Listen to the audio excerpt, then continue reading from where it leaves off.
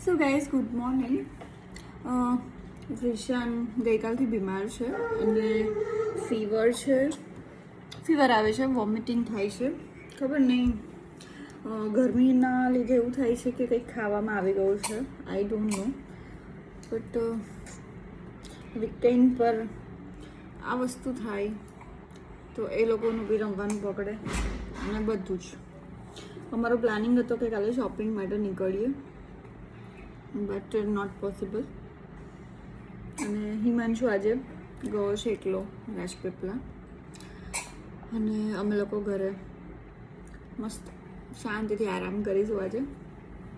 રિશાને સચ પણ મૂડ નથી. રિશુ હાય, બસ મને ચોંટીને જ રહે છે આખો દિવસ. બસ નીચે ના મૂકીશ એને, એવું છે. સો આજનું આ વાળું વીકેન્ડ થોડું ટફ છે.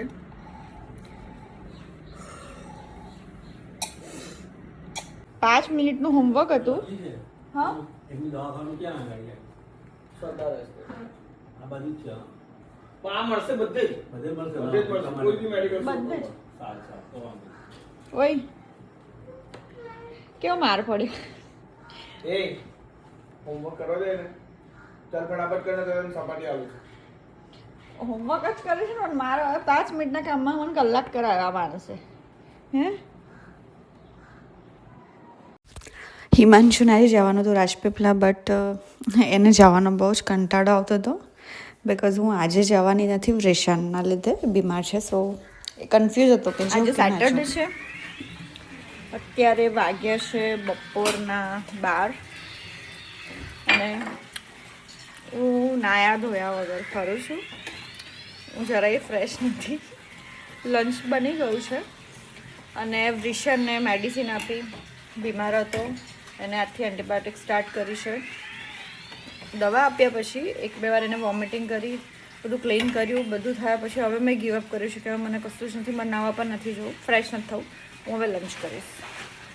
મને કંઈ જ નહીં કરવું, મને ખાલી લંચ કરવું છે અને એને લઈને સૂઈ જવું છે. બસ 2 જ કામ કરવા છે આજે.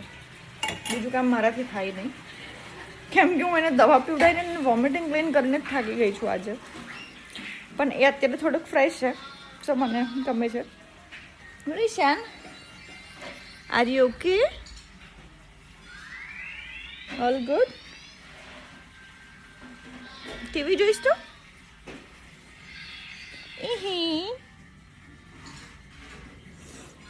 નથી બોલતો કંઈ જ.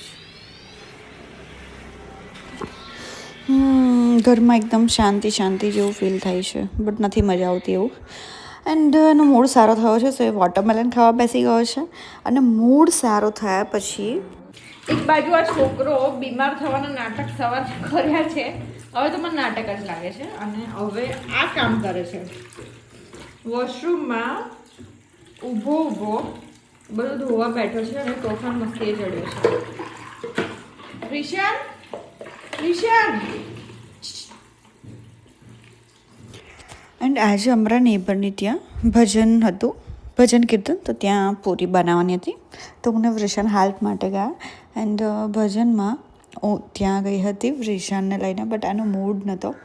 સો એને મને આ બધું કંઈ જ નથી કરવા દીધું. બહુ ટાઈમ પછી આવા કોઈ ઓકેઝનમાં મને ઇન્વોલ્વ થવાનો ચાન્સ મળ્યો, બટ એ દિવસે એ બીમાર હતો.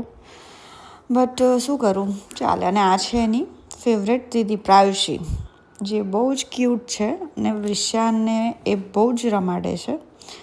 દેન આ રીતે આરતી ચાલી એન્ડ આરતી પછી ધીરે ધીરે આરતી લેવાનો ટાઈમ આવ્યો તો થોડો ફ્રેશ થવા માંડ્યો. એન્ડ ત્યાર પછી બધા કિડ્સનું ત્યાં ડિનર હતું, એમાં છોકરાઓને બહુ જ મજા આવી છે, ઇવન અમારા બધાનું. તો છોલેને પૂરી બનાવતા ત્યાં નિશિવ અને આ કહાના એનો બેસ્ટ ફ્રેન્ડ છે, જેના વગર એને જરાય ન ચાલે. એના માટે રડે છે એના ઘરે જવા માટે કે મને એની સાથે રમવા નથી મળતું. એવી રીતે રડતો હોય છે જેને આમ નહીં જ ચાલે એના વગર. દેન એ લોકોનું ડિનર ફિનિશ થયા પછી નિશિવનો બેસ્ટ ફ્રેન્ડ જીયાન્સ ઘરે આવ્યો હતો એન્ડ આ બંને મસ્ત રમતા હતા. એ એની ક્રિકેટની કિટ જીયાન્સને પહેરાવતો હતો, બંને મસ્ત વાતો કરતા હતા. સો ગાઈઝ બસ આજના માટે આટલું જ છે. C you in my next vlog. And વિચારું છું કે નેક્સ્ટ વ્લોગમાં મારી વેઇટ લોસ જર્ની હું શેર કરીશ તમને, જે થોડા ટાઈમમાં અપલોડ કરીશ વિડીયોમાં.